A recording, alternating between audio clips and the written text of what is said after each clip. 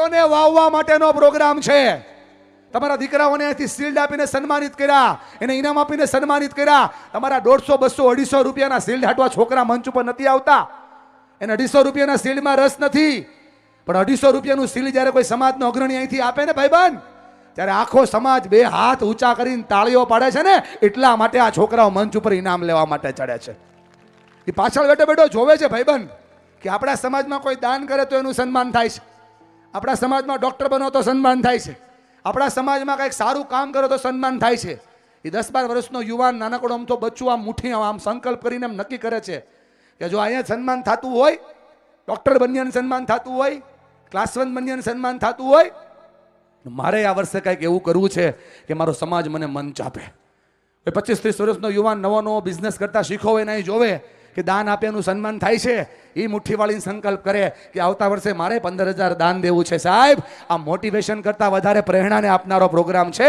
માટે આને એમનેમ ના વિચારો કે આ માત્ર ને માત્ર ખાવા પીવાનો પ્રોગ્રામ છે. મેં જોયું જેના જેના ભોજન પતી ગયા છે એમાંના ઘણા બધા લોકો બહાર ગાડીમાં રાહ જોઈને બેઠા હતા. કેમ કે પહેલા તમારું પીતું ને એટલે લક્ષ્મી ઘરે આયા હતી એટલે ઈ ત્યાં બહાર ગાડી અડધા તો ગાડી શરૂ કરીને બેઠા હતા. એ કે આવીને કેટલી વાર છે? તો બેન વળી એનથી મોટી એ કે મંચુરિયન ચાલુ છે, મંચુરિયન. મેં કીધું પાડી દે, આ નહીં બે મેળ પડે, નો થાય. જમવા માટેનો પ્રોગ્રામ નથી, મારી વાતને સમજો. થોડું મગજને ખોલવા માટેનો પ્રોગ્રામ છે, થોડી વાતોને અનુકૂળ કરવા માટેનો પ્રોગ્રામ છે. અને એટલા માટે દાદા હું બોલ્યા કરું ને તમે સાંભળ્યા કરો એવો પ્રોગ્રામ આપણે આજે કરવો જ નથી.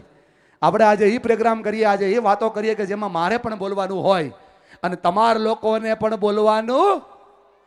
4-5 લોકો બોલ્યા એને અભિનંદન, બાકી બધાને ખોબલે ખોબલે વંદન. નહીં ભેગું થાય તમારું આવનમાં, થોડીક વાર લાગશે ભાઈ. અમુક લોકો તો ઘરેથી નક્કી કરીને આવ્યા છે જાડિયા તો રાડો નાખ્યું એટલી નાખ, અમારે ટાઈટ વળે એટલી વાર છે. હા, અને અમારા ઈ છે ને થોડાક સ્વયંસેવકમાં છે, નવરા થાય એટલી વાર છે. જો આ પાડે બેન, જો તકલીફ જ મોટી આ છે. ફરી એકવાર કહું છું, મારે પણ બોલવાનું છે અને તમાર લોકોને પણ બોલવાનું. 40% બેન તે ખાલી મોઢું હલાવ્યું, ચશ્મા વાળી બેન ખાલી મોઢું હલાવ્યું. તે લોચો અહીંયા પડી જાય છે. આખો સમાજ ભેગો કરીએ છીએ, બધાને એક કરીએ છીએ. વિવેકાનંદજી કહેતા ભેગા થવું શરૂઆત છે, ભેગા રહેવું સફળતાની નિશાની છે, અને ભેગા રહીને કામ કરવું એ સાચા અર્થની અંદર સફળતા છે. ખાલી બોલવાથી જીવનમાં સફળ ના થવાય ભાઈબંધ, સાથે રહેવાથી જીવનમાં સફળ થવાય. આ સમજવા માટે નથી કહેતો, તમને બતાવવા માટે કહું છું. આટલા બધા માણસો, 6,000 માણસો ભેગા થયા હોય, 6,000 માણસો, અને ખાલી માતાજીની ઉમિયા માતાની ખાલી જય બોલે ને તો શેર સિત્સર સંભળાય છે, ઊંઝા સંભળાય ભાઈબંધ. એમાં તમારા મોઢા નહીં, તમારું દિલ કામ કરતું હોય. બધા મારી સાથે, મારે પણ બોલવાનું છે અને તમાર લોકોને પણ બોલવાનું. 75% બેન સમજાય ને, હજી ખાલી મોઢું હેલું, છોડેગા નહીં. હા, એટલે નીચે આવીને એટલે જ પ્રોગ્રામ કરું છું. મગજથી બોલું તો મગજ સુધી પૂગી ગયું બાપા, મોઢેથી બોલું તો કાન સુધી પૂગી ગયું. આ દિલથી એટલે બોલું છું કે તમારા દિલ સુધી પોગવું છે. એક ઓર ટ્રાય કરું, પાછળ વાળાએ બોલજો, આ બાજુ મહેમાનોએ બોલજો, આ બાજુ વડીલોએ બોલજો, દાતાઓએ બોલજો. જે લોકો અહીંયા બેઠા છે મારો અવાજ સાંભળે છે બધા આમ હાથ ઊંચો કરીને મારી યારે બોલજો.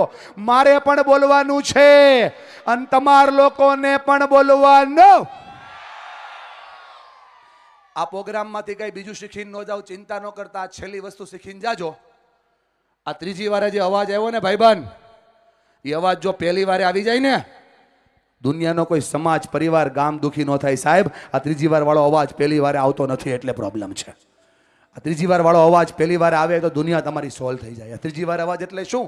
આ પહેલી વાર અવાજ આવ્યો ને એ આપણે ઘર માટે, પરિવાર માટે, દીકરીઓ માટે, દીકરાઓ માટે કરીએ છીએ એ કામ. બીજી વાર જે અવાજ આવ્યો ને એ તકલીફ પડે, મુસીબત પડે, સમસ્યા પડે ને કરવું પડે એ કામ. ત્રીજી વાર જે અવાજ આવ્યો ને એ કોઈ આપણને શરમ આવે, કોઈ આપણને ફોર્સ કરે ને પછી આપણે કરીએ એ કામ. અને ચોથી વાર જે અવાજ આવ્યો ને એ આપણાથી થઈ શકે એમ છે કામ. જો એ કામ થાય તો પરિવાર ટકવાની શરૂઆત થાય, જો એ કામ થાય તો સમાજ બનવાની શરૂઆત થાય. બોલો હા કે ના? હવે આવો હોકારો દેજો ભાઈબંધ. મોઢામાં માવો ઘડી થૂકી નાખજો અને ઘડી કને છોડવાનું બંધ કરી દોસ્ત.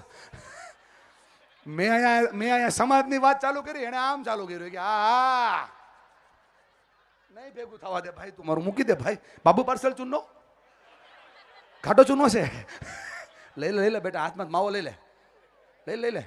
હા વાહ, ધન્યવાદ દોસ્ત, આભાર. સમજો તો ખરા સાહેબ આપણે ક્યાં છીએ. બોલો હા કે ના? બીજી શરત છે, હું બોલતો હોય કે દુનિયાનો કોઈ પણ સ્પીકર બોલતો હોય, સામેવાળા વ્યક્તિની સાંભળવાની કેપેસિટી ખાલી 3 મિનિટની. 3 મિનિટથી વધારે કોઈ ન સાંભળે. એટલે દર 2-3 મિનિટે હું તમને આમ હાથ હલાવીને કહીશ હલો, તમારે મને આમ હાથ હલાવીને કહી દેવાનું હાય. તો મને ખબર પડે કે આટલું બધું બોલ્યા પછી પેલા બેન જે મોબાઈલ જોવે છે, બેન મૂકી દે, એના સુધી મારી વાત જાય. હલો, હાથ હલાવીને કહેવાનું બેન, હા હા હલો. આ બાજુ કહેવાનું મોટા ભાઈ ઘડીક મૂકી જો મોબાઈલ, ભાઈ બેન અહીંયા કહેવાનું હાય હલો. અચ્છા, જ્યાં જોઉં ત્યાં જ કહો છો એવું છે? તો મારે રાવણની જેમ 10 માથા રાખવાના છે? આ નથી થતું એટલે સમસ્યા થઈ રહી છે. અને ત્રીજી અને સૌથી મહત્વની શરત છે, જે બહુ કામની છે, એના માટે થોડી તકલીફ પડશે. અને તકલીફ એ પડશે કે તમારે અદબ છોડવી પડશે ભાઈ બેન, અદબ. આ અદબ બહુ ડેન્જર છે. એક દિવસમાં માણસને 60,000 વિચાર આવે, એક્શનમાં એક ના આવે. 1 મિનિટમાં 650 કરતા વધારે શબ્દો મગજમાં આવે. હું જેટલી સ્પીડથી બોલું છું એટલી સ્પીડથી બોલો. 150 કરતા શબ્દો ના બોલાય, બાકીના બધા બોડી લેંગ્વેજમાં જાય. અને આમ અદબ પાડવાનો મતલબ થાય બોયલા કર, બોયલા કર, બોયલા કર.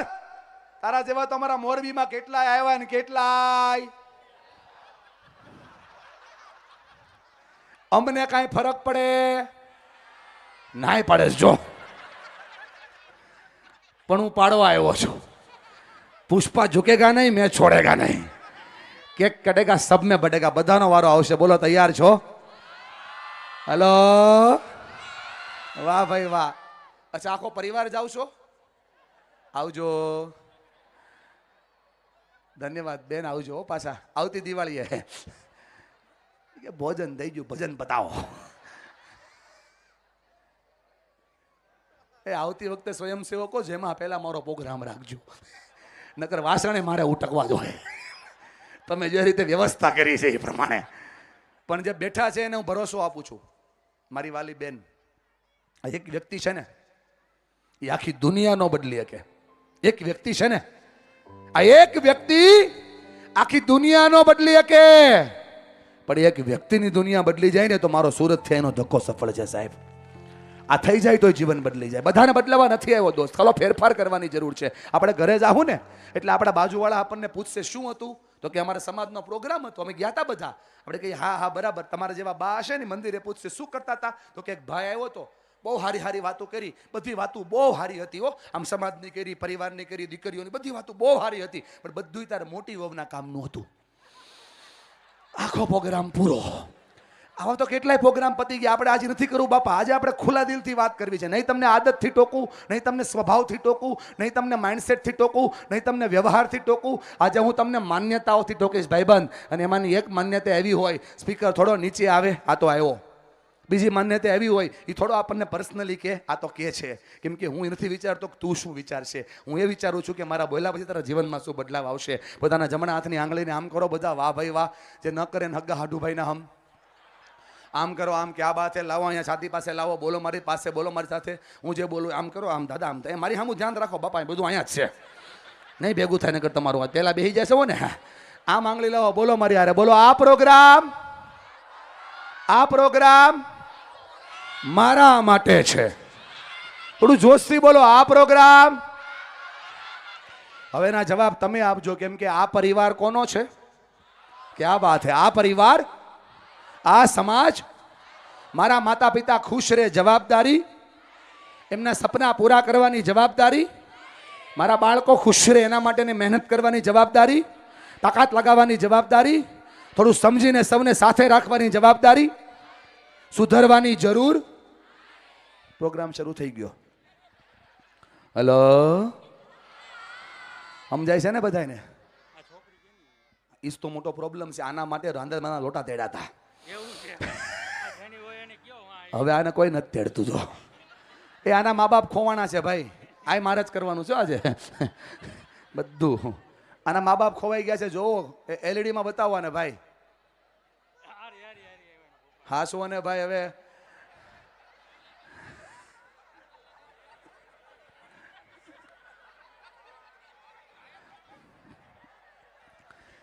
હેલો, વાહ ભાઈ વાહ. બસ આ જ રીતે અમારી વાતોને સાંભળતા સાંભળતા થોડું જીવન બદલજો દોસ્ત.